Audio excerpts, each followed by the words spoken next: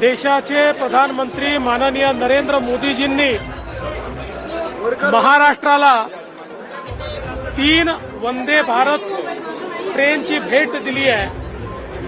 विशेषतः पुणे कोल्हापूर, पुणे हुबळी आणि नागपूर सिकंदराबाद या 3 ट्रेनमुळे निश्चितपणे महाराष्ट्रातले जे प्रवासी आहेत यांचा प्रवास गतिमान होणार आहे आणि सुखकर होणार है। महाराष्ट्र को 3 नए वंदे भारत एक्सप्रेस ट्रेन की सौगात मिली। महाराष्ट्र में पुणे से कोल्हापुर, पुणे से हुबली और नागपुर से सिकंदराबाद के बीच में वंदे भारत एक्सप्रेस ट्रेन चलाई जाएगी। इस रूट पर ट्रेन की शुरुआत पीएम नरेंद्र मोदी जी ने की।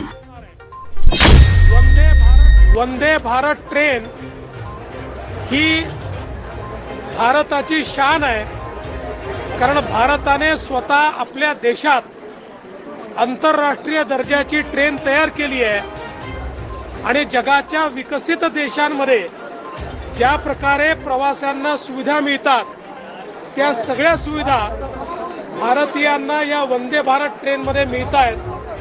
आणि म्हणून देशाचे प्रधानमंत्री माननीय मोदीजी यांचे मी अतिशय मनापासून आभार मानतो, महाराष्ट्राच्या वतीनं, महाराष्ट्राच्या जनतेच्या वतीनं। इंकलाब न्यूज लाइव, खबरों का एक्सप्रेस। कृपया ध्यान दीजिए, वंदे भारत एक्सप्रेस कुछ ही समय में आ रही है।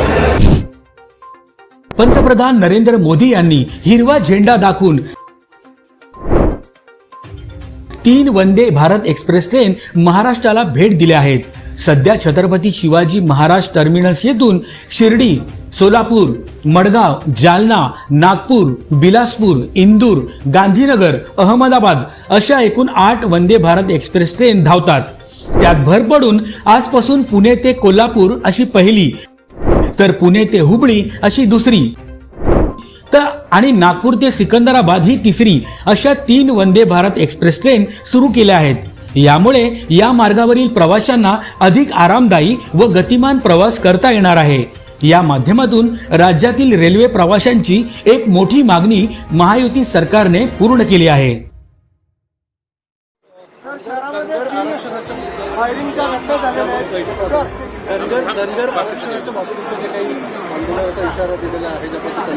जरांगे पुन्हा बसतायत, कोण उठून बसवतंय त्यांना कळत नाही। काल या संदर्भात बैठक झाली।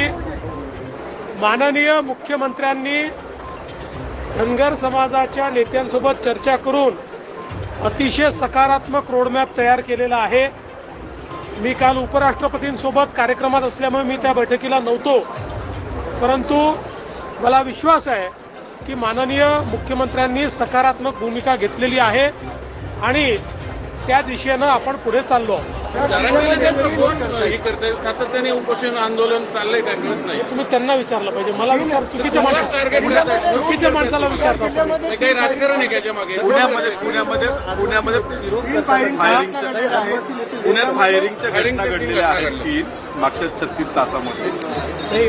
कुठलीही घटना घडली तरी आम्ही कोणाला सोडत नाही। तुम्ही बघितलाय, तात्काळ शोधून काढतो आणि त्यांना ठोकून काढतो, म्हणजे जेलमध्ये टाकतो। नाही तुम्ही ठोकून मला बरोबर फोटो व्हिडिओ काढत आहे, गुंडे जे आहेत शहरातील गजामागे हो असं आहे। बघा, एक गोष्ट आपल्याला सांगतो, अनेक वेळा नेत्यांना माहिती नसतं। आता इथे इतके लोक आहे, कोण माझ्यासोबत फोटो काढेल, कोण मला हार घालेल हे काही माहिती नसतं।